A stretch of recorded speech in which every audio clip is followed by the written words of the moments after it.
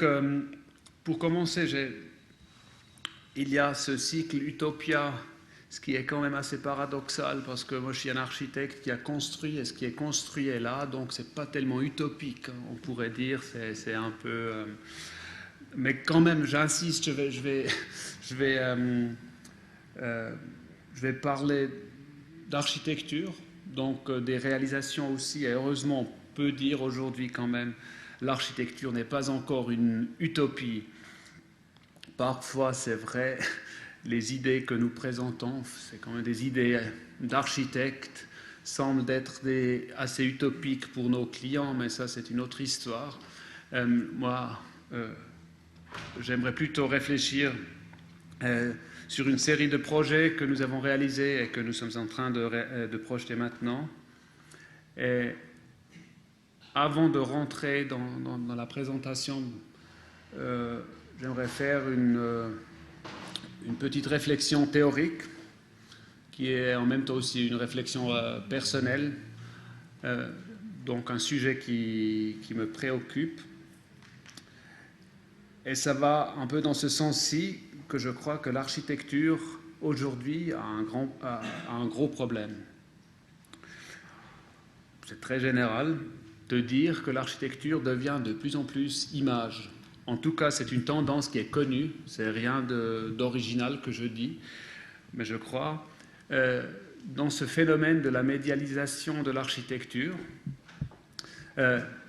il y a quand même quelques conséquences qui sont à être réfléchies et considérées.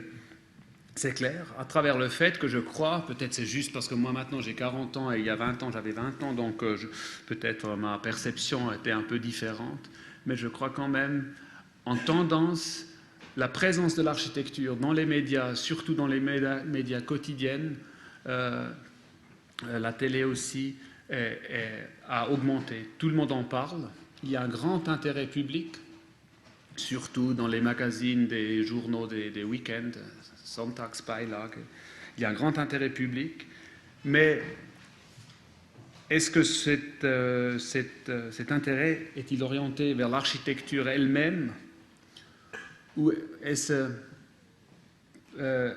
pas plutôt l'image de l'architecture qui est au sein de l'intérêt de ces médias et du public finalement?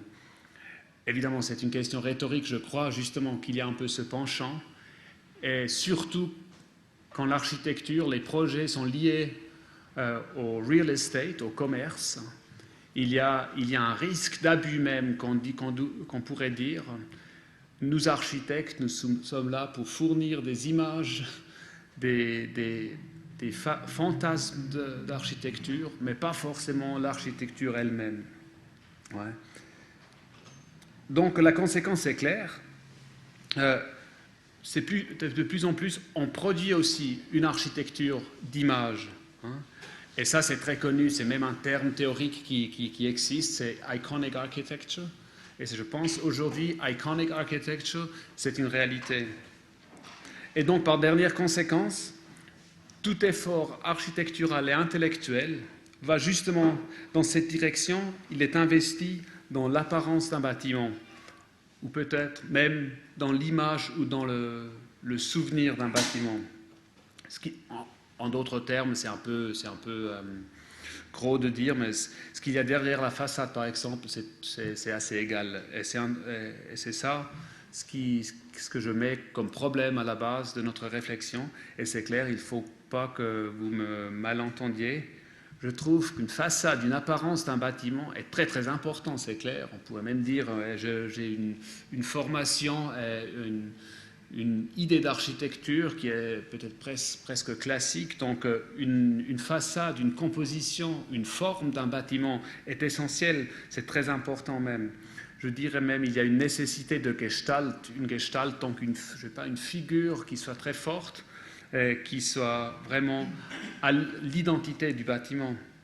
Mais, et ça c'est peut-être la chose essentielle, la gestalt, la forme, ne peut pas se dissocier de la structure, disons de l'essence d'un bâtiment et de la raison d'être d'un bâtiment.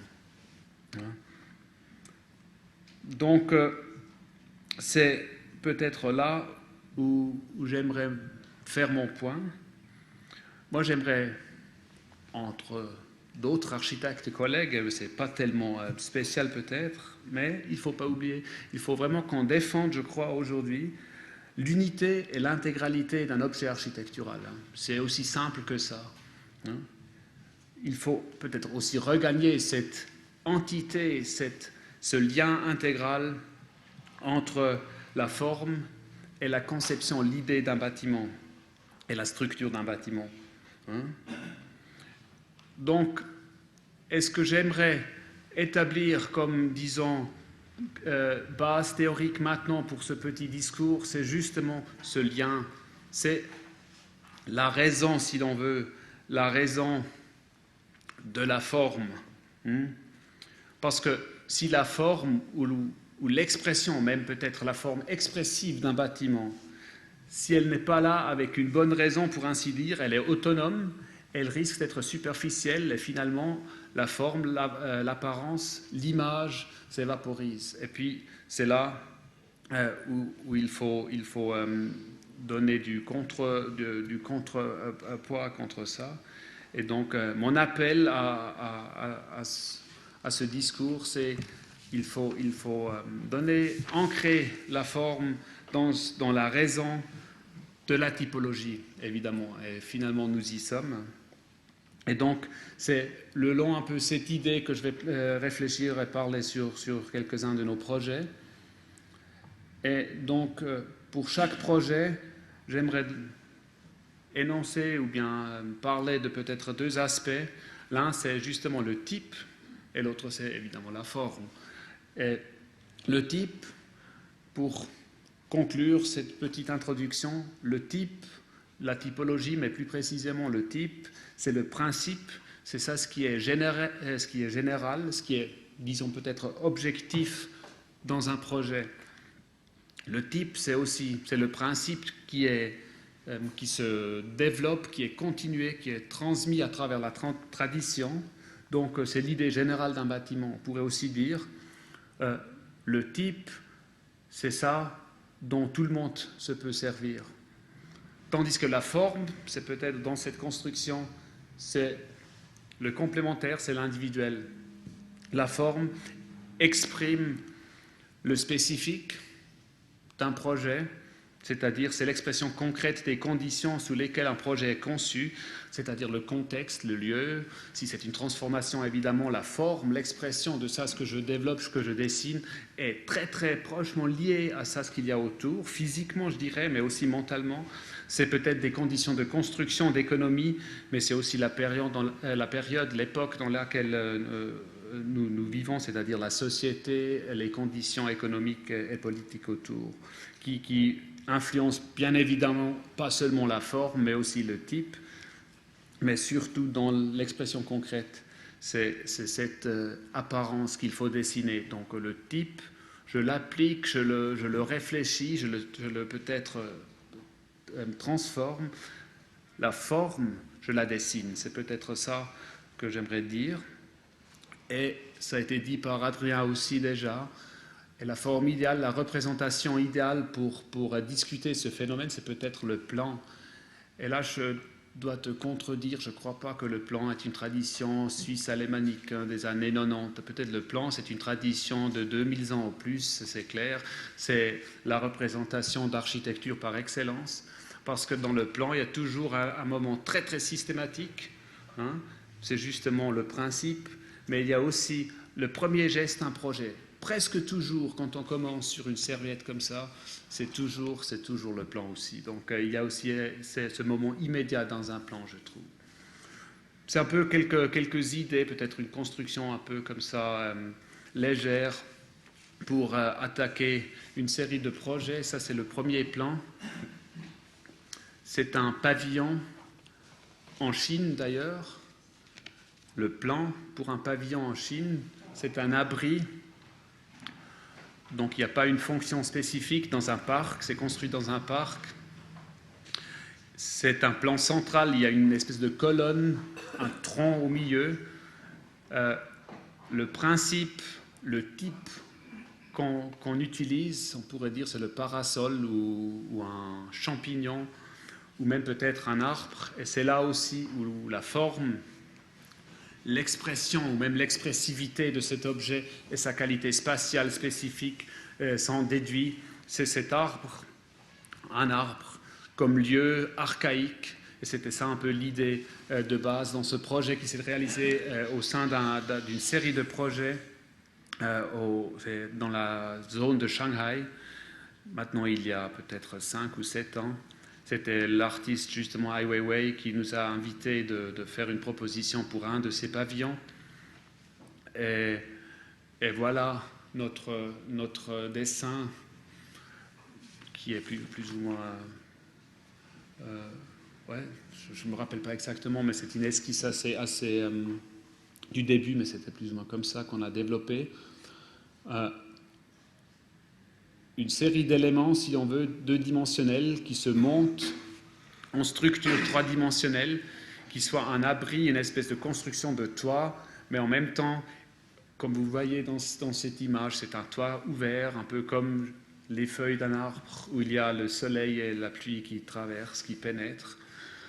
Il y a dans ce type d'objet plutôt, ce n'est pas forcément un bâtiment, mais c'est une construction juste, il y a dans ce type, dans ce principe, il y a une logique très claire de production, voire une série d'éléments deux-dimensionnels, cette espèce de rib en anglais, je ne sais pas, ces branches, qui sont répétées 24 fois, mais ce n'est pas répété justement, mais c'est le gabarit extérieur est toujours le même, le gabarit intérieur varie chaque fois, c'est produit sur place comme une espèce de préfabrication qui se monte après sur place. Donc la logique, c'est comme pour les enfants, d'espèce de Bastelbogen pour bricoler, hein, pour construire les châteaux de Chillon.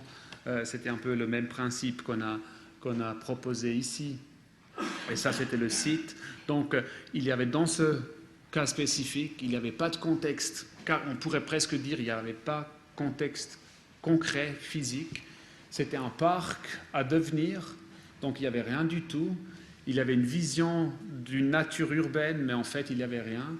Et notre idée, c'était de planter dans ce rien, dans cet espace vide, un objet qui fait référence à la nature préexistante dans ce site qui n'était pas là à l'époque où on a conçu cette ville. C'est un peu une réflexion à travers, mais qui est intéressante.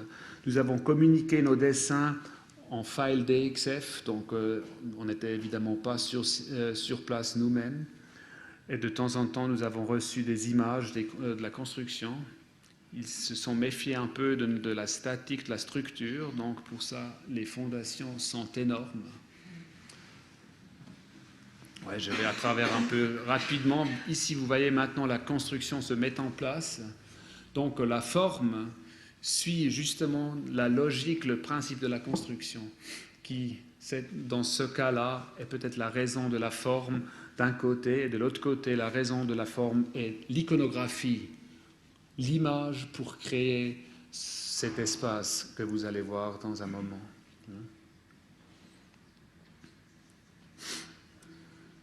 Donc, je commence ici avec un projet légèrement utopique, un peu surréaliste peut-être. Pardon, il y a mon téléphone. Voilà. Et puis cet abri est construit.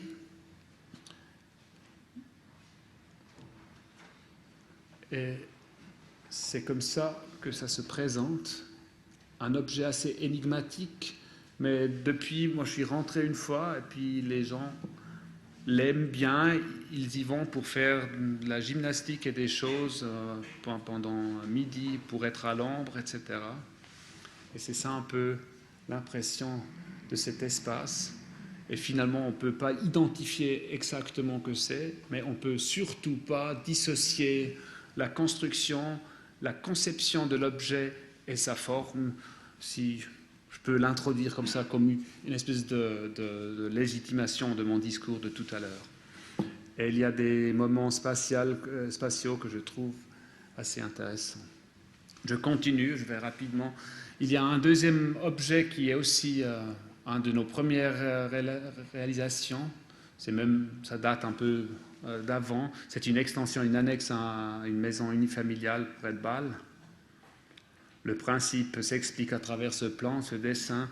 Il y a une géométrie qui est celle de la maison préexistante, et puis après il y a cette aile qui se développe dans un jardin à côté de la maison. Et le principe, l'idée de la construction et de cet espace est identique, c'est la même. C'est un mur qui parcourt ce jardin, et c'est tout. Et ça crée l'espace extérieur et l'espace intérieur, et puis le physique de cette architecture, donc aussi son expression, c'est le mur même.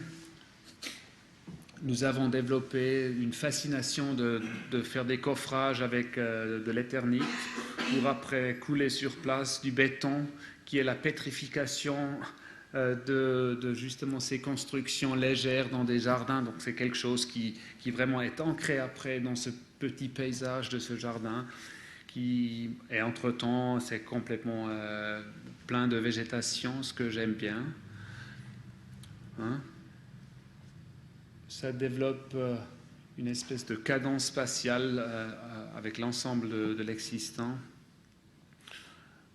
C'est la fascination aussi de la profondeur de la surface, la matérialité, l'ombre, la lumière sur ce béton. La joie de créer ces détails un peu paradoxaux où il y a le banc de la fenêtre qui est tout à fait traditionnel, qui est superposé à cette tôle ondulée, pétrifiée. Et à l'intérieur, de nouveau, la seule pièce architecturale, le seul morceau, piece, que nous avons traité et travaillé, c'était de nouveau ce mur. Cette fois-ci, avec une tapisserie qui reprend le thème de la salle jardinière, si l'on veut, et qui reprend aussi le thème de la profondeur spatiale, mais cette fois-ci à travers une image que nous avons travaillée sur l'ordinateur. C'est presque noir et blanc, c'est pour ça que je pense avec ces photos ça joue assez bien, mais c'est clair, le mur a une présence énorme. Ça joue en réalité très très bien. En tout cas, pendant toutes les conférences, je dis que ça joue très bien, qu'ils mettent des meubles et tout. Et c'est vrai aussi, hein, c'est des gens sublimes qui habitent d'une manière absolument légère. C'est donc pas un art project. Mais il y a 3 semaines, j'ai croisé le peintre qui a fait tout ça sur un autre site de construction. Il me dit, vous savez, ils ont repeint tout en jaune comme ça et avec une tapisserie à l'anglaise. Et tout est parti. Et je dis, vous comprenez, c'est impossible. Cette tapisserie, elle est world famous. Et ce qui est vrai, hein, quelques étudiants au Japon, ils connaissent cette image. Donc, moi, je trouve ça assez héroïque. À l'âge de 40, j'ai déjà cette impression que mon œuvre est déjà détruite de nouveau. Et ça, c'est peut-être pas mal. Alors, c'est plutôt anecdotique. Je continue. On a transformé aussi la maison existante. Juste pour vous donner un peu un contexte, donc c'était aussi une réflexion sur l'habitat bourgeois, le potentiel d'utiliser justement des couleurs, des tapisseries, etc., et pas seulement de rester dans le blanc et tout ça. Nous avons pensé que c'était une provocation vis-à-vis de ses clients d'une manière positive et constructive assez radicale, parce qu'avant, tout était blanc et leurs idées, c'était évidemment le blanc moderne standard. Un autre projet, de nouveau de l'habitat. Vous voyez un peu ce plan, j'espère. D'ailleurs, je suis resté assis, c'est formel, mais pour le moment, je me sens à l'aise, donc j'espère que c'est la même chose pour vous. Ici, vous voyez un peu, dans ce plan, il y a presque le projet précédent, avec sa spatialité comme ça, un peu en biais, était comme un prototype, si l'on veut, pour ce développement de plan que vous voyez ici. Ce plan ici, ce type ici, c'est clairement un habitat urbain, c'est à Bâle. Donc, disons, pour des conditions suisses, c'est plutôt grande échelle, mais ce n'est pas énorme, c'est peut-être 200-180 mètres de long, une petite centaine d'appartements là-dedans. Et ce qu'on peut observer, et donc c'est pour ça, c'est presque un exemple académique, je crois, pour cette relation entre type et forme. Vous voyez, il y a un principe, c'est l'espace transversant qui est le milieu, le centre de chaque appartement. Et puis après, vous pouvez deviner un peu, il ne faut pas tout reconstruire, mais c'est comme une déclination de ce principe, de ce type qui est formulé chaque fois d'une manière un peu différente, en créant des identités spatiales différentes pour chaque situation. Donc pour les 92 ou 5 appartements, à la fin, c'était 45 tailles et différents dessins différents d'appartements. Donc pourquoi cette forme? Évidemment, c'est la grande question. Quelle est donc la raison de cette forme? Cette fois-ci, je le vois très clairement dans le contexte, dans la situation urbaine, presque sur un plan fonctionnel. Il faut voir qu'on se trouve ici. C'est un blockrand, triangulaire, ce qui signifie déjà des angles de 60 degrés ici, ce qui est assez aigu. En plus, et avec ceci, une situation très différente sur rue et sur cour, deux qualités différentes, complémentaires, et puis le fait tout simplement que sud est ici et le nord c'est vers le haut, donc le jardin, l'espèce de petit parc à l'intérieur c'est vers le nord, et les réflexions, et puis ici un boulevard assez bruyant, donc les réflexions étaient comment établir un système d'appartements qui profite des qualités des deux côtés, donc c'est déjà l'espace transversant ou traversant que j'ai indiqué, et après c'était cette idée d'introduire une espèce de ligne libre qu'on peut lire comme un geste de dessin, de projet de l'architecte, mais c'est aussi une ligne qui a une certaine logique inhérente, qui est celle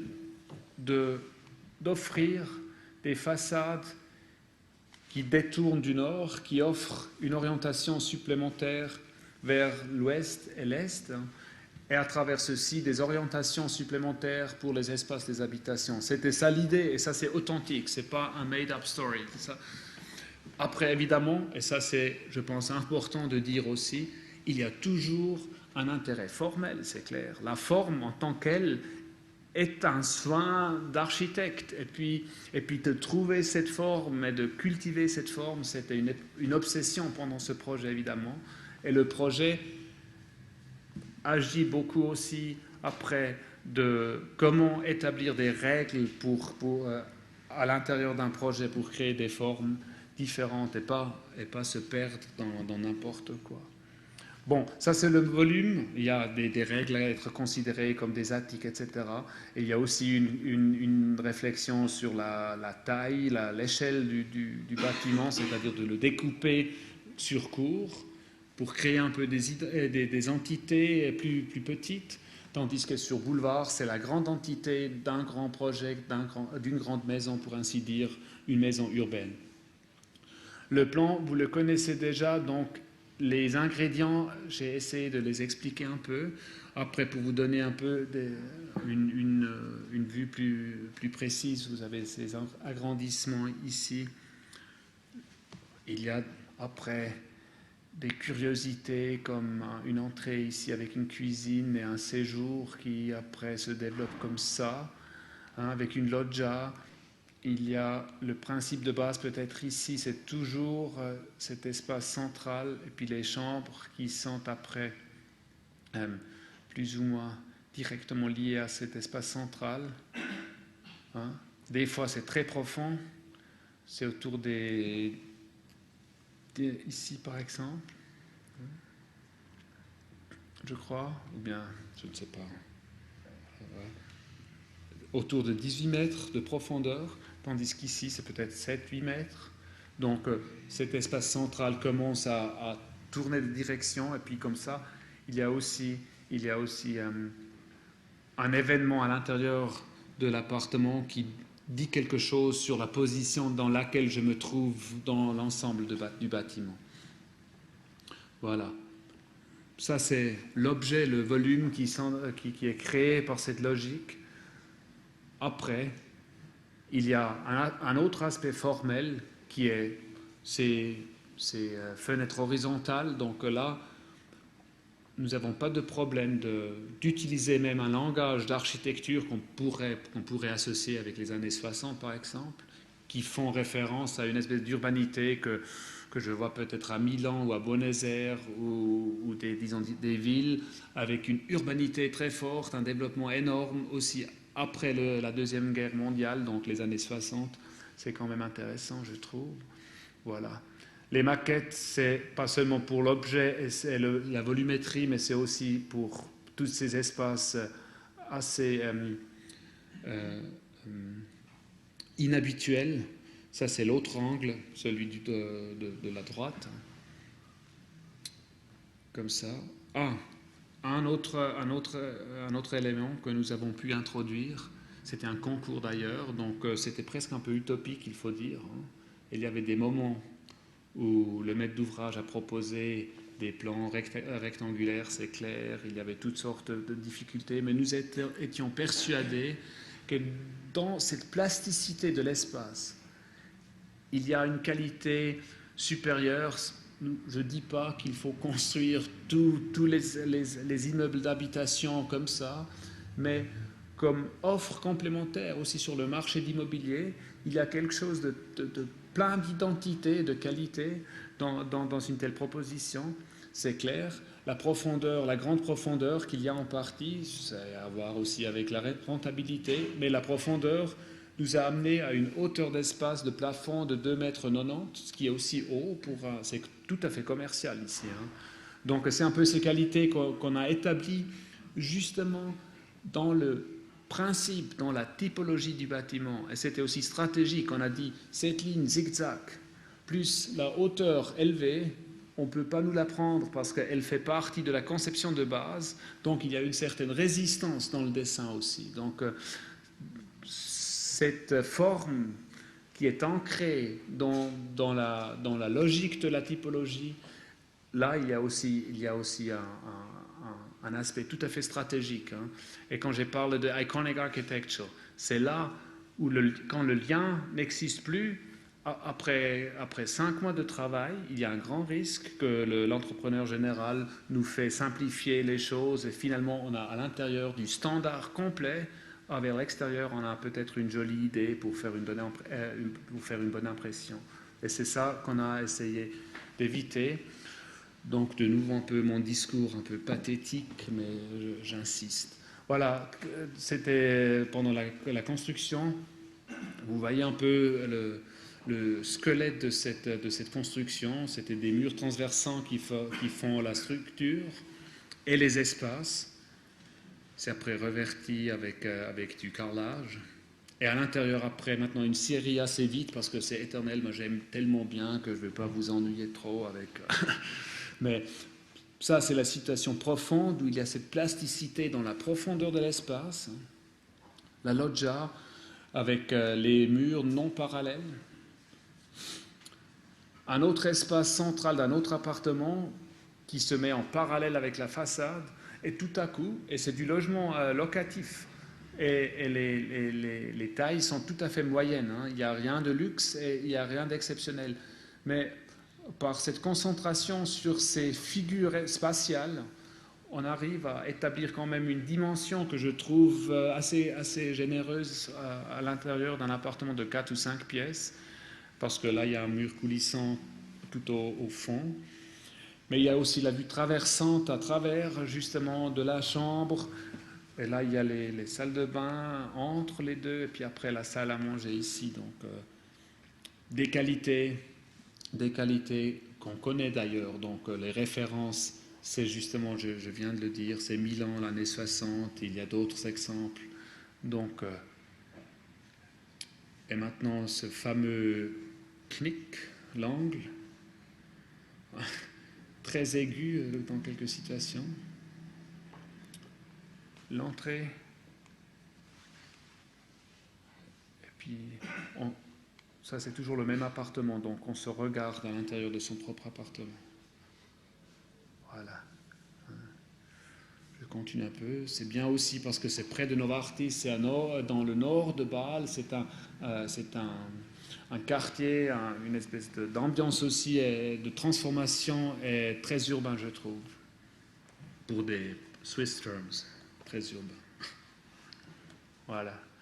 Les attiques, c'est des duplex qui font que ce principe de rétrécissement, etc., devient presque un peu absurde dans quelques situations. Donc il y a un aspect surréaliste dans cette conception-là, mais aussi des moments, je crois, assez forts et utilisables aussi. Hein. Des chambres. Voilà. Mais ici, c'est peut-être un peu étroit. Moi, j'ai dit normalement, ça, c'est un appartement d'architecte parce que peut-être on aime bien d'être dans justement cet endroit le plus précaire de toute la construction. Voilà. Et puis après, avec ce jeu volumétrique, il se crée des terrasses aussi, qui sont évidemment liées à la logique du plan et des appartements sur rue et sur cour. J'aime bien cette image parce que là, on va carrément à travers du bâtiment. Hein, c'est l'épaisseur d'une chambre.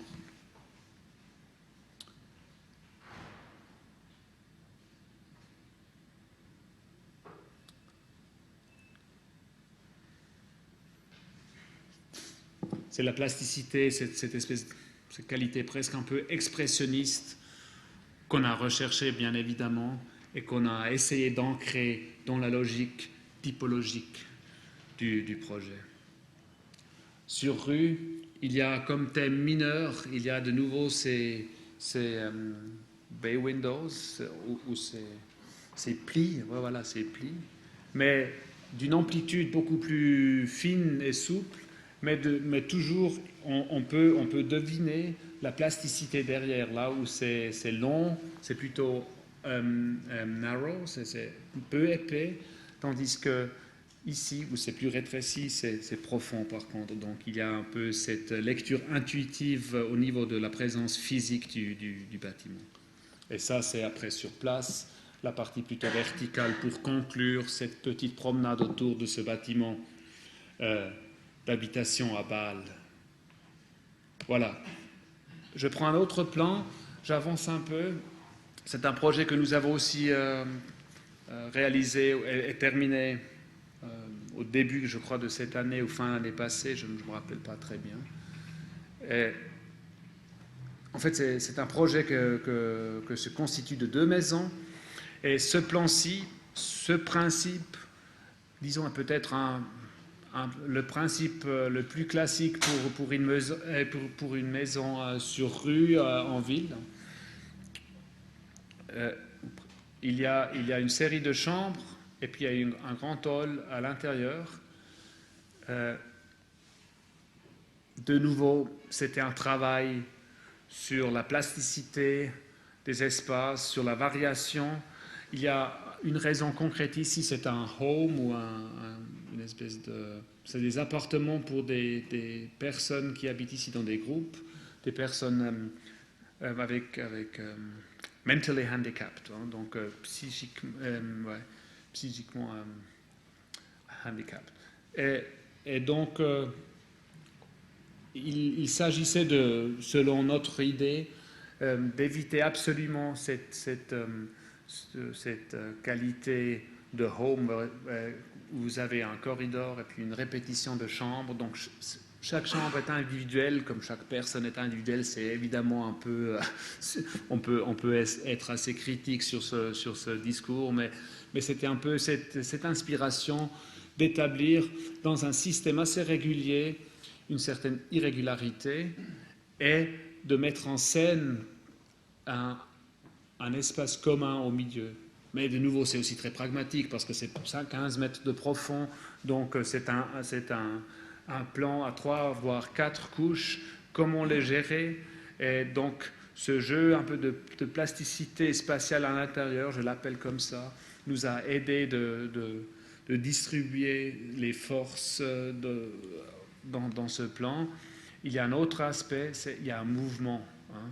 Donc le plan et sa géométrie à l'intérieur, de nouveau, est liée à la situation du volume dans l'espace urbain et même est liée à l'expression qu'on a essayé de créer, c'est-à-dire cet ordre qui est en désordre, qui est légèrement en désordre.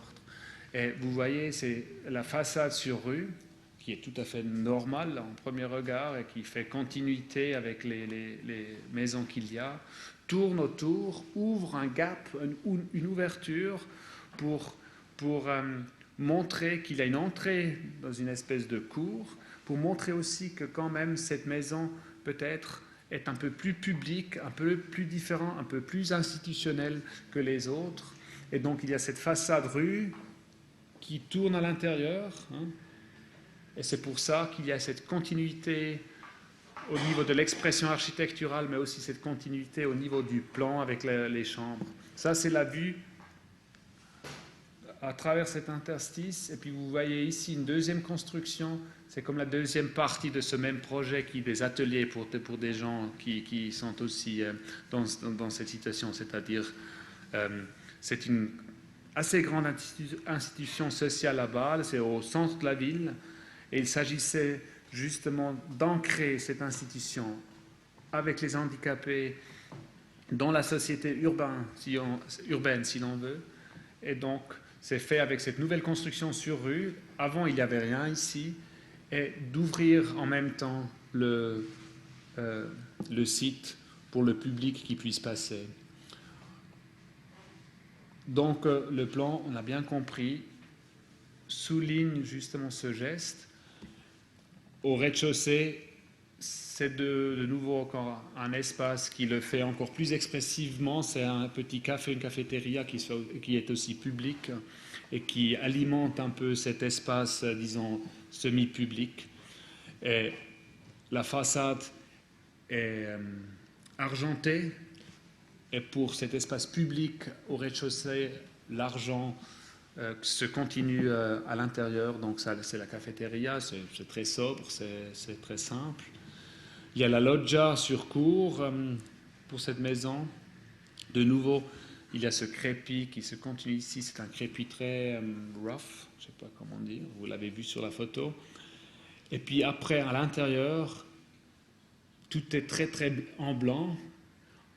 On pourrait dire un blanc presque un peu stérile, mais c'est un blanc qui souligne la plasticité justement de la géométrie agitée et qui est aussi après un blanc qui fait arrière-plan pour tout l'ameublement et tout ce qu'il y a des habitants qui d'ailleurs se sentent assez à l'aise à l'intérieur de cette construction. Et puis après, ici vous voyez, c'est la grande salle et hall, le corridor à l'intérieur, qui est aussi un espace habitable, avec une relation avec la cuisine sur la droite.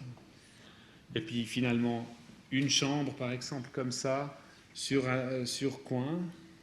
Et puis on regarde dans la cour, et puis vous voyez cette deuxième construction, ce deuxième bâtiment, qui est le bâtiment d'atelier que j'ai mentionné, ce qui est le partenaire, disons, dans ce jeu. C'est tout à fait un autre type, hein. La typologie de cette maison que je viens de décrire, elle s'intègre dans la tradition, dans la série de maisons urbaines qui forment une rue. Donc c'est un élément qui théoriquement peut être répété, tandis qu'à l'intérieur de la cour, c'est une autre typologie. C'est l'atelier, c'est le warehouse, mais ça suit de nouveau la logique du site. Ça, c'est une portion de ce bâtiment dans la cour, avec une petite attique, de fenêtres en ruban, en longueur comme ça. Et le plan, de nouveau, travaille cette géométrie un peu souple, un peu comme ça faible. Donc le système, c'est le domino, il y a des poteaux, il y a des dalles et c'est tout.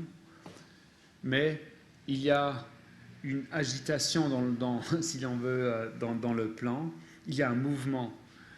Et c'était pour différentes raisons de nouveau, cette forme, elle a une raison très concrète, donc cet expressionnisme est assez rationnel, finalement. Ce qu'on ne voit pas sur ce plan, c'est qu'il y a des bâtiments, des constructions autour, et puisque c'est un atelier où il y a des camions et tout, il y a finalement une petite espèce de route de dessert qui va autour, et tous les cercles de la circulation des manœuvres, c'était déterminant pour la forme, c'était l'entrée, c'était la proximité des autres constructions, et c'était les arbres qui ont fait qu'on a cherché cette forme assez faible et souple. Donc c'est une géométrie assez passive, assez passive. Ce qui peut être intéressant qu'à l'intérieur, cette géométrie passive crée des niches spatiales que nous trouvons assez intéressantes parce que c'est open space, c'est un grand espace, mais il y a comme des sous-entités parce qu'il y a ce mouvement dans la façade et aussi les noyaux qui font contre-jeu comme ça. Ce plan chaotique à la fin est assez intéressant comme produit spatial. La seule chose qui est stable, c'est le cage d'escalier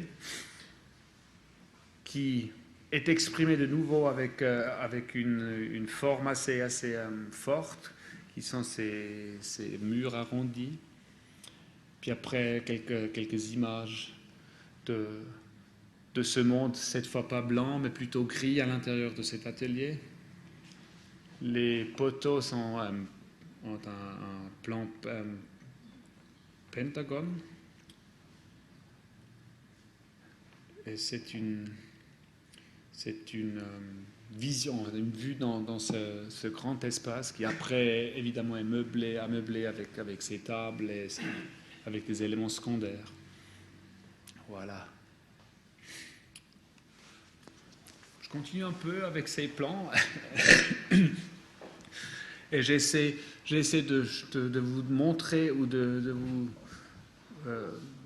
parler de cet intérêt formel, la forme forte telle qu'elle a été décrite par Martin Steinmann, qui était un de nos professeurs, évidemment.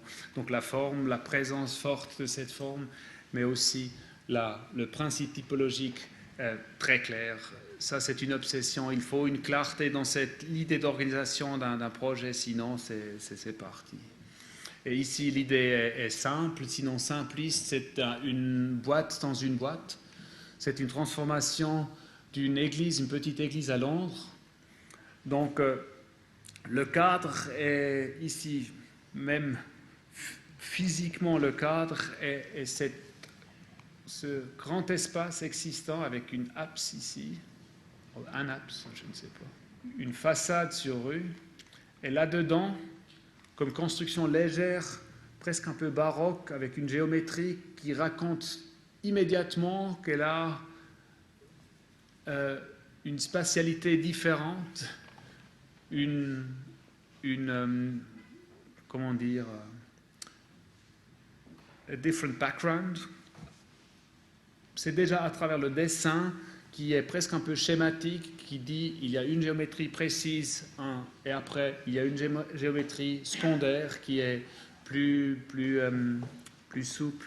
Mais ce n'est pas seulement pour le jeu ou pour la rhétorique du plan qu'on a choisi cette ligne tremblante, mais c'était, et vous allez le voir tout à l'heure, c'était aussi pour créer des effets spatiaux à l'intérieur de cet espace existant. Et c'est de nouveau après relié à une idée de construction telle qu'elle était au tout premier projet. Voilà, ça c'est cette façade dans une petite rue à Covent Garden, au centre de Londres. Vous pouvez deviner ceci, ici, c'est l'église suisse à Londres, donc une institution qui existe depuis le XVIIIe siècle. D'ailleurs, il y avait beaucoup de Genevois fondateur, et toujours il y a un lien, un rapport très, très fort avec la ville de Genève ou la société genevoise. Et, however, ça c'est cette façade, c'est un patrimoine listed building, etc. Le plan du rez-de-chaussée, la grande hall, avec juste un écran et un une espèce de noyau de service parce qu'il s'agissait de créer de nouveaux espaces, de meeting rooms, mais aussi infrastructures. Ça, c'est le basement avec toilettes, etc., catering, un ascenseur. Et puis après, un mezzanine avec des bureaux tout petits, hein, c'est minuscule. Le tout, je crois, l'intervention, c'est 90 mètres carrés ou quelque chose comme ça. Et finalement, une galerie avec un orgue. C'est un orgue, oui, on dit ça. Non instrument pour faire du bruit à l'intérieur de cette église. Et après, la solution qu'on a trouvée, c'est celle-ci. C'est à l'entrée. Évidemment, il y a un problème de coupe. J'insiste sur le plan parce que j'adore les plans, mais la coupe ne serait pas bête dans ce cas-ci. Mais parce que vous voyez, le niveau intermédiaire de la mezzanine se coupe avec les fenêtres sur la gauche, sur rue. D'ailleurs, avant, il y avait une telle construction. Pour nous, c'était très important de l'éloigner justement de cette façade pour faire pénétrer la lumière et garder intacte la façade aussi de l'intérieur jusqu'à un certain point. On passe à travers, on a la vision de tout l'espace derrière. À l'intérieur, il y a cette ligne marquante qui définit cette construction, cet écran vitré, presque un peu baroque à l'intérieur. Et c'est peut-être là une référence typologique, ces constructions baroques, soit justement des orgues ou bien des galeries, je ne connais pas tous les termes en français, mais qu'on connaît des églises, mais peut-être aussi les constructions pour des grandes bibliothèques baroques, en bois d'ailleurs. Donc vous voyez, il y a beaucoup de verre, mais il y a des cadres en bois aussi, c'est du chêne. Donc il y a une espèce de notion de construction et d'artisanat aussi là-dedans. Et c'était très important pour nous, surtout en Angleterre, que ce ne soit pas steel and glass, mais que ce soit quelque chose de plus haptique comme ça et traditionnel peut-être, pour se marier aussi finalement avec l'espace existant, c'est-à-dire la ligne, la spatialité, ce reflet brisé, cet écran brisé, évidemment, c'est un contraste bien calculé avec l'existant. Mais au niveau de la matérialité et des couleurs, on voulait quand même de recréer après une espèce d'entité, aussi à cause des vues, de la transparence qu'il y a en partie, ou bien des reflets, comme vous voyez ici. Donc il y a 3 sortes de verres. Il y a des verres transparents, il y a des mi-transparents et des miroirs. Voilà. Et en faisant ceci, on a presque un peu une espèce de différentes facettes qui rendent plus complexe et plus riche l'espace et qui échappent un peu à cette confrontation directe entre l'existant et le nouveau. C'est-à-dire, nous créons à travers cette géométrie un peu complexe une espèce de complexité spatiale qui nous amène à une nouvelle entité spatiale entre l'existant et le nouveau. C'est un peu tordu, mais peut-être c'est vrai. Ça, c'est l'intérieur, après, de cette construction dans la construction, et finalement sous le toit, qui a été rendu accessible aussi de nouveau à cause de ça. Voilà.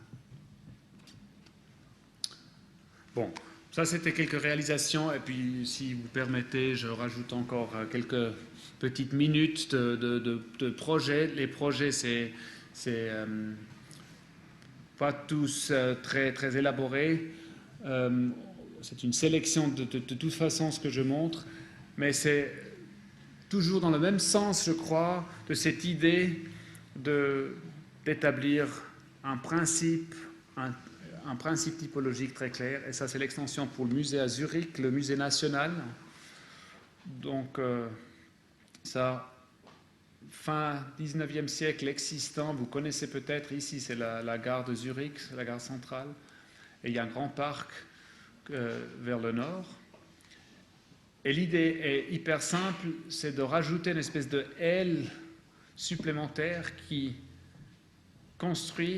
établit un closed circuit, qui fait un cercle comme ça, Et à travers ceci, une toute nouvelle expérience en se promenant à travers toutes les ailes existantes et nouvelles de ce musée qui va quand même s'agrandir remarquablement avec cette construction annexe.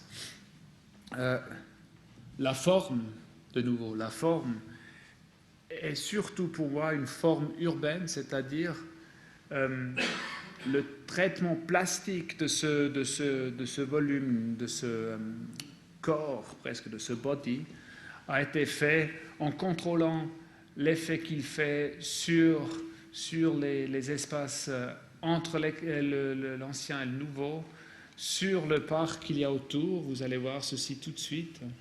Ici, vous voyez un peu, hein, c'est côté gare, avec une entrée ici. Ça, c'est l'entrée existante. Elle sera un peu transformée, mais en principe, ça serait toujours une place qu'on va faire ici qui fait accès à ce musée. L'entrée n'est plus ici, mais elle est là. Et après, il y a ce mouvement de cette aile dans le parc, qui est un double mouvement en plan, mais aussi en coupe, c'est-à-dire ça se lève et crée une espèce de pont. Et ça, c'est intéressant parce que là, il y a après une espèce de, comment dire, Verzahnung. Vous comprenez Verzahnung, ça a à voir avec les dents. C'est très allemand comme expression, Verzahnung. Ouais, ouais. Imbrication, voilà. Entre le parc et le musée et les espaces publics du musée. Donc, je dis toujours, avant qu'on entre dans le musée et cette enfilade qui est créée avec cette aile supplémentaire, c'est avant tout un projet urbain parce que ça redéfinit toute la situation ici, ça crée une espèce de petite ville dans la ville avec cette intervention. Donc, évidemment, un geste très fort qui adresse aussi ce parc. Ça, c'est cette image que vous avez, je crois, aussi, en fait, non, je ne crois pas, je sais, sur le carton ici, un peu comprimé sur le carton. Maintenant, je le vois, ça ne fait rien, c'est presque mieux sur le carton. Mais vous voyez cette nouvelle façade, et vous voyez aussi que c'est en même temps un élément tout à fait neuf et nouveau, peut-être presque un peu agressif vis-à-vis de l'existant, mais en même temps, il y a aussi la volonté très claire et très forte, je crois dans la maquette c'est peut-être encore plus visible, de créer une entité, un nouveau ensemble avec l'existant et le nouveau, c'est-à-dire la plasticité, le mouvement, le gabarit du toit est aussi une réponse sur un gabarit, une silhouette très très animée de l'existant, c'est-à-dire il y a cet effet d'ensemble qui est créé à travers la forme. Donc la forme est d'abord fermer le boucle, mais aussi créer une espèce de continuité de silhouette. Et ça, c'est un peu peut-être à deviner dans cette image. C'est clair, la logique entre corps d'un bâtiment et son toit est quand même assez mise en question avec cet objet-ci. Cet objet-ci, en fait, est une construction monolithique de béton. Et ça, c'est plus ou moins l'état des choses. C'est-à-dire, c'est un mur continu, jusqu'à présent sans joint. On verra si la Confédération a les nerfs de le construire. Mais c'est faisable sans joint. Un mur continu en béton, et puis après, des percements. Et c'est intéressant, c'est un musée, pas d'art, hein, c'est un musée historique. Donc, tout ce qui est montré, c'est des petits objets, ou même très souvent des films ou des photos ou des informations, c'est-à-dire des textes. Je dis toujours, c'est des livres où on peut marcher à travers, c'est-à-dire des livres d'histoire. Donc, c'est la mise en scène, c'est la scénographie. Il ne faut pas de lumière. C'est ça ce qu'on a appris. Hein. D'abord, on avait plein de lumière sur le toit et partout. Il ne faut pas de lumière.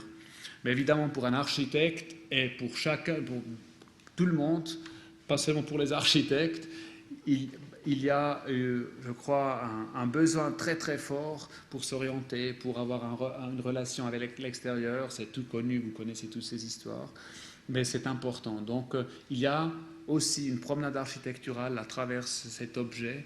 Et donc, là où il y a quelque chose à voir, par exemple, la maison existante, qui est d'ailleurs assez intéressant à regarder, ou bien la vue dans le parc ou sur les deux fleuves, là, on met très précisément ces percements, mais aussi très précisément par rapport à la structure. C'est-à-dire, on ne peut pas partout faire autant de trous qu'on voulait peut-être. Donc, voilà un peu ce qu'on fait. Et l'hypothèse de construction, on fait d'abord sur place le mur en béton, et puis après, on arrive avec la perceuse, et puis on le fait sur place. Et donc, le diamètre est défini par ceci. C'est 1,5 m, je crois. Et comme ça, on a une série de trous, ce qui crée aussi après une ambiance peut-être un peu de caverne. Et là, il y a un aspect culturel aussi que j'aime assez bien, parce que la Suisse, les grandes constructions monumentales, c'est toujours dans l'invisible. C'est des digues, ou je sais pas, la Grande Ixence, dans les Grisons, ou bien les fortifications dans les Alpes, etc. Donc un peu cette virtuosité du béton, mais utilisée un peu comme ça, rough, c'est ça ce qui nous intéresse un peu. Mais maintenant, ça, c'est des esquisses très, très comme ça, vite fait. Hein. Mais vous voyez donc ces trous qui sont en relation avec peut-être la vue des fois. Et c'est les seules images que je vous montre de ce projet. On va le redémarrer, donc c'est un peu on hold. C'était il y a 10 ans que nous avons gagné ce concours. C'est toujours pas construit, hein, comme vous voyez. Donc, mais on a gagné 2 référendums à Zurich entre-temps, l'année passée, et puis nous allons redémarrer les travaux de planification dans 2 mois.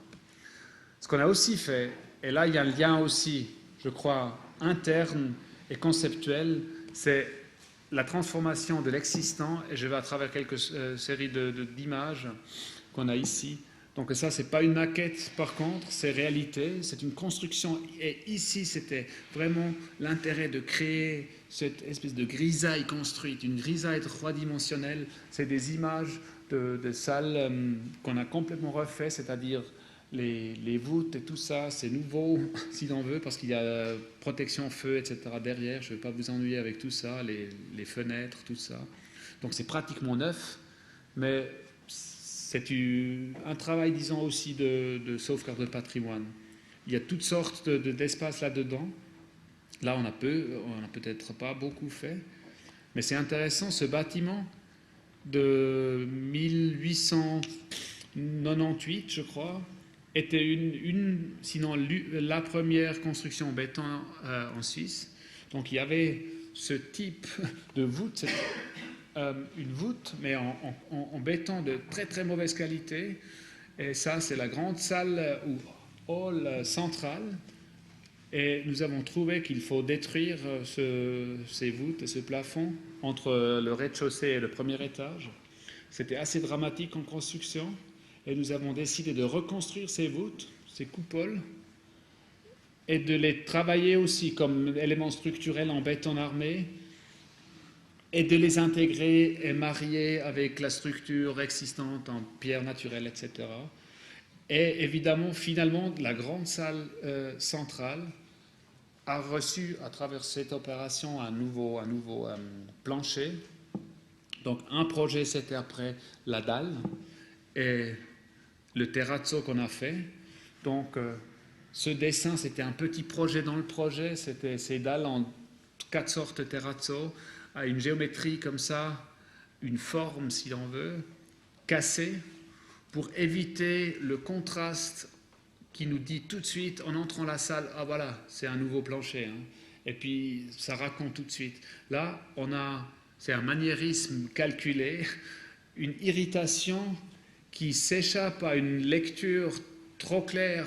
On ne peut pas analyser tout de suite quelle est la logique derrière ce plancher. C'était au moins la théorie derrière cette opération que nous avons faite.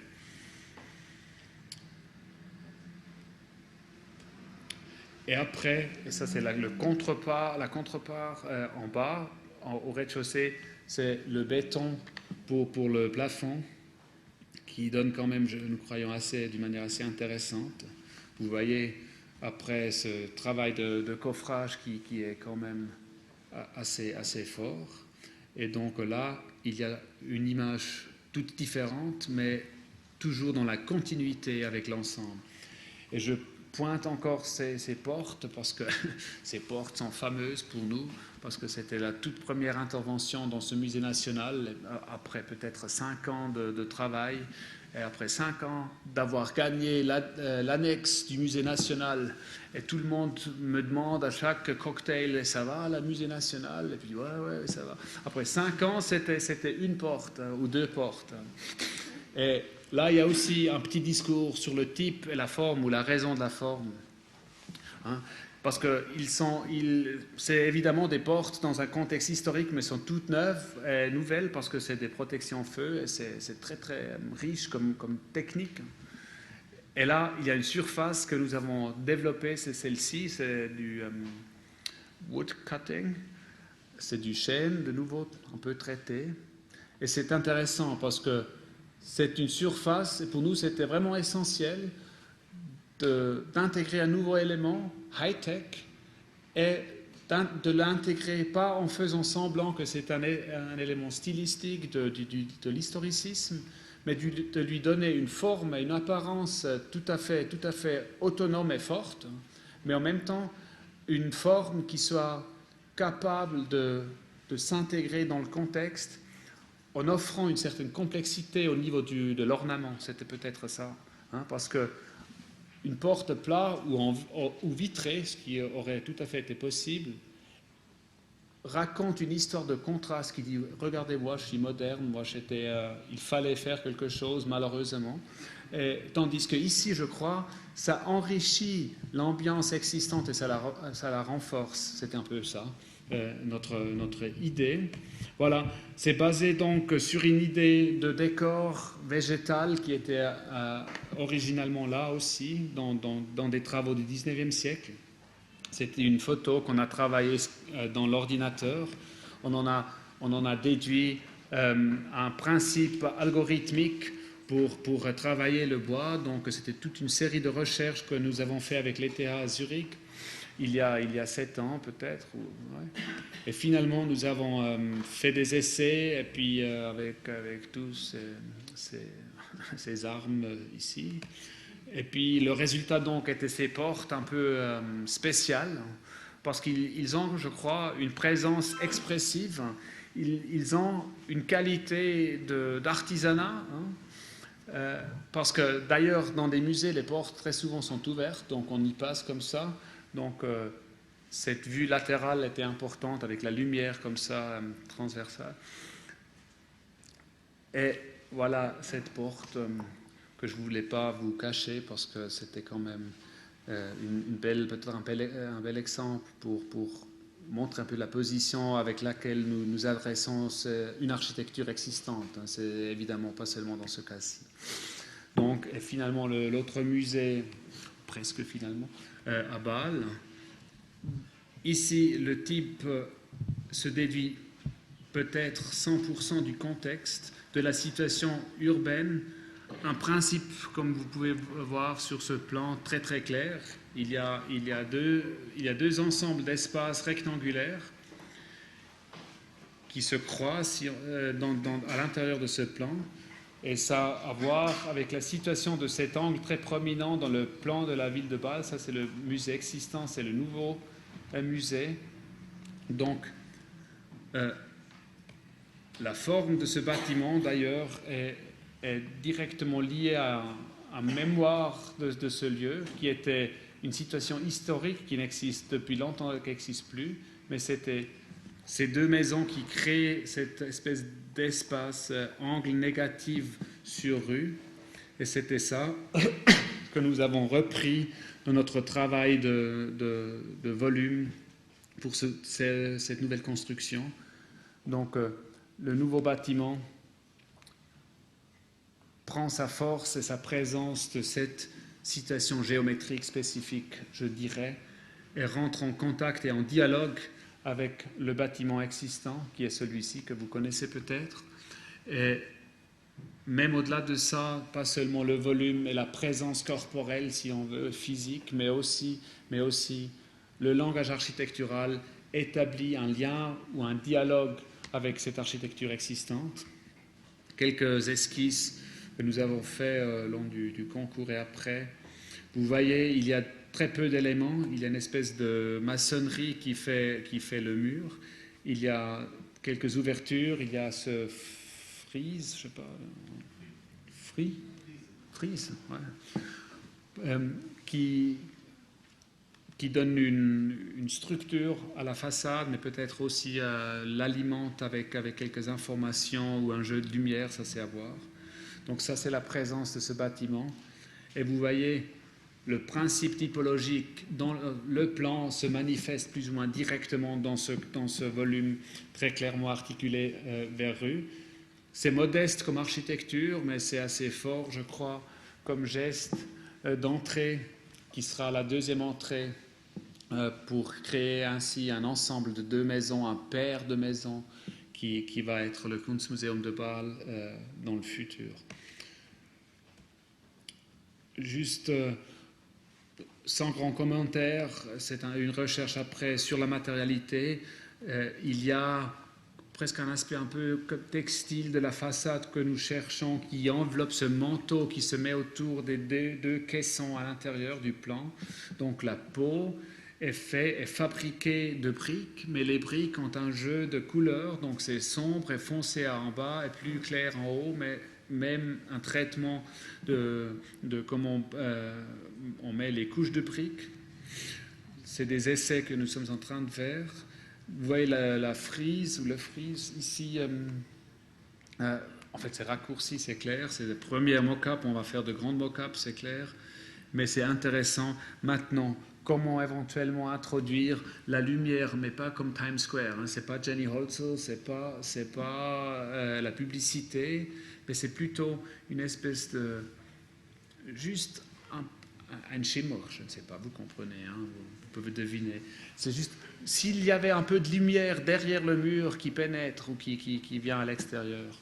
Et donc nous faisons des recherches avec des spécialistes, c'est assez intéressant de mettre des LED, mais indirects, avec des réflecteurs, et puis après de doser cette lumière et de commencer de créer peut-être plutôt des ornements que des écritures. Mais les écritures, évidemment, c'est possible aussi, ça dépend combien de couches on fait. C'était une recherche qu'on a fait plus avant pour quand même avoir l'option de faire référence à tous ces systèmes que nous connaissons, comme dans cette très belle salle ici, ou bien les académies classiques à l'extérieur, où il y a les noms de grands artistes et tout le monde autour. Donc on peut jouer sur ceci. On peut finalement aller jusqu'à la nuit blanche des musées, où ça devient un peu plus pétant, mais c'est comme à l'arrière-plan de cette architecture, je dirais plutôt. À l'intérieur, il y a des fonctions publiques, livraison et café, etc., et aussi exposition, mais publique au rez-de-chaussée. Il y a, ce qui est important, une séquence d'espace qui relie les deux bâtiments au premier sous-sol, qui est d'ailleurs ici avec une cour extérieure, aussi il y a la lumière de jour, et c'est déjà le musée. Donc je peux entrer ici ou bien vers le musée principal, descendre et puis commencer une promenade à travers des galeries à ce niveau-ci. Après de monter, ici c'est de l'art aussi. Hein. Ça c'est le café maintenant, on y travaille. Puis après de monter, et là c'est très très simple, c'est exactement le même principe que la maison existante. Nous avons au premier étage la lumière latérale avec des grandes fenêtres qui offrent de nouveau ce rapport avec l'espace urbain. Et puis au deuxième étage, c'est la lumière zénithale qui vient c'est clair, depuis le plafond. Donc ici, ce jeu géométrique sur la rectangularité et non-rectangularité est articulé d'une manière un peu plus, disons, schématique, ce qui est peut-être intéressant parce qu'il y a clairement deux catégories d'espace, les galeries et plutôt les foyers et zones de mouvement à l'intérieur. Et ça, c'est encore quelques esquisses de l'intérieur, où vous voyez un peu, c'est la massivité qu'on connaît aussi peut-être du musée existant, que nous trouvons très beau, très belle, et retravailler, sculpter aussi à l'intérieur de ce musée-là. La présence du béton, donc la structure première au primaire de ce plan, devrait être lisible aussi à l'intérieur du bâtiment. Ça, c'est des esquisses. C'est un travail qui est en train de se faire maintenant. Une vue vers le haut à l'intérieur, des maquettes de travail qui explorent un peu la potentialité d'ouvrir le toit. D'ailleurs, ça, c'est plus l'état le plus récent, parce que ça, c'est intéressant aussi, mais c'est plus général. Mais Utopia, c'est cette folie absurde des labels Minergie, Minergie P, Minergie P Eco, je pense, vous connaissez ça aussi ici à Genève. C'est political correct. Tout le monde, le dernier parlementaire a compris qu'il faut demander Minergie partout. Ça peut au moins être complètement idiot, surtout un musée qui utilise la lumière du jour, d'ouvrir vers le ciel de 100%, et puis après faire rentrer l'énergie et l'apport solaire, et en même temps d'être Minergie P Eco, c'est une contradiction sublime, c'est fantastique. Et puis on ne sait pas comment faire, on va réduire de nouveau le toit, c'est clair. Donc, mais on perd un peu qualité de lumière. Maintenant, c'est très profane, mais c'est comme ça finalement que nous travaillons tous. Vous connaissez ça comme moi je le connais, mais c'est intéressant. Ouais. Et puis il y a un projet, juste pour vous montrer que ça finit jamais chez nous. Je m'excuse Adrien, il ne faut pas avoir peur. Ces petites fêches, c'est l'éventail, non, c'est ça. Hein? De nouveau, une forme très précise, un type très clair, et cette fois, ce n'est pas la situation urbaine, c'est le système structurel. C'est un petit bâtiment pour une entreprise high-tech dans la région bâloise qui reçoit des clients de partout du monde.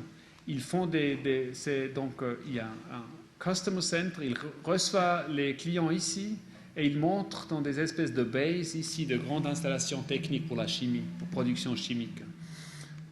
Et donc, et les foyers entrent. Donc c'est très intéressant, c'est un bâtiment, une typologie qui n'existe pas. Ça combine deux fonctions, une fonction représentative d'un côté, une fonction complètement technique, disons mécanique, comme un garage d'automobile de l'autre côté. Et dans cet éventail, on a rassemblé ces différentes fonctions et espaces. C'est un schéma structurel et spatial, et c'est tout, et vous allez voir seulement ceci. Donc c'est très clair, très simple. C'est les murs porteurs. Il y a apparemment un roof, un toit là-dessus. Donc c'est le shed. C'est une construction simple, artisanale, au Gewerbebau que nous proposons, mais par la géométrie du site, c'était une donnée qui était intéressante parce que l'entrée principale, c'est comme le welcome desk de cette entreprise, c'est fait depuis ici, et après se développe en diagonale sur ce site. C'était intéressant, donc il y avait la diagonale comme ligne, et il y avait le fait que ces espaces-là et ces espaces-là étaient reliés très très directement, mais d'une taille complètement différente. Et pour ça, on a ouvert cet éventail et ça crée la forme, le type, l'espace et tout. Donc c'est, disons, la perfection du petit théorème du début que je vois là-dedans. En fait, c'est pas encore développé, c'est tout récent. C'est un petit concours, une espèce de concours que nous avons gagné, et puis on va commencer de travailler dans ce système. C'est clair, la toiture est un peu compliquée, mais pour le reste, c'est très clair, c'est très simple. Vous ne voyez pas, mais il y a des meubles ici. Il y a des bureaux dans cette tranche. Après, il y a une réception, il y a des meeting rooms ici, à ce foyer. Et tout ceci est à un niveau plus bas où c'est comme une galerie qui donne après. Depuis ici, on regarde ces garages de 11 mètres de haut. Donc, c'est les différentes coupes. Et ça, c'est un peu la structure que nous aimerions créer, les espaces. Customer et machine. Voilà. C'est un peu un projet James Bond parce que c'est dans le paysage de belle campagne.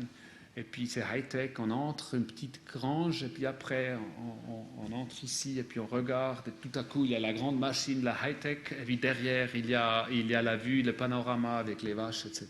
C'est un peu ça l'idée. C'est plutôt... Voilà. Comme ça. Il y a l'autre éventail, le tout dernier. Ça, c'est un peu plus élaboré, de nouveaux types et formes. Je donne raison à la forme pour une toute dernière fois aujourd'hui, mais ça me fait plaisir parce que c'est des projets qui représentent un peu une préoccupation actuelle, parce que les formes peut-être deviennent plus contrôlées, mais j'espère au moins, pas moins expressives et fortes. Et ça, c'est une petite tour sur une gare à Pratteln, près de Bâle, une tour avec bureaux et logements. La partie basse, vous voyez rien du tout ici, mais c'est égal. Ça, c'est des bureaux, et ça, c'est du logement. Le nord et le bruit, c'est ici, et le sud et la vue et le paysage, c'est ici. Donc, le noyau est décentralisé vers ce bout-ci et crée, après un plan assez spécial, des espaces qui s'ouvrent dans cet éventail, des appartements qui sont peut-être assez intéressants à travers ceci. Ça, c'est l'objet tel qu'il fait la nouvelle adresse de ces petites villes avec une place devant. Vous voyez un peu le principe. Et ça, c'est vrai, c'est pas made up. C'est vrai que la forme du rhombus rhomboïde est dans ce cas-ci, c'est pas iconographique ni plan historique de la ville, etc. C'est presque un peu technocrate parce que ça, c'est les bruits. Et nous avons recherché l'angle à partir duquel il était possible d'ouvrir des fenêtres sans avoir des chicanes contre bruit. C'était un peu ça la réflexion. Donc d'avoir des logements où on puisse ouvrir la fenêtre sans souffrir du bruit. Donc ça nous a créé un peu cette géométrie ici. Et par contre, après, c'était la profondeur du bâtiment qui nous a amené à déduire de nouveau ici. Vous voyez un peu. Et en plus, ce rhombus se situe après d'une manière assez précise, sinon monumentale, dans la situation plutôt un peu globale dans cette géographie du Haut-Rhin, parce que c'est quand même une tour d'une peut-être 70 mètres. Comme ça, il y a la vue aussi à distance qui est importante. Et nous faisons ce lien entre les données, les contraintes de la physique du bâtiment d'une part, et la géographie peut-être du paysage d'autre part. Toute une recherche sur cette forme, donc c'était vraiment un peu un travail presque scientifique qui nous amène finalement, mais juste après quelques étapes, sur cette forme peut-être la plus régulière. Donc c'est très direct comme forme, qui fait après ce geste et ce signe, si on veut, parce que c'est quand même une place de gare ici dans ce centre régional c'est au moins ça ce qu'on pense ici, que ça va pousser pas mal dans le futur. Voilà. Et puis après, donc ce projet presque un peu figuratif est de nouveau expression d'une réflexion typologique que je crois qui est assez cohérente dans ce cas-ci.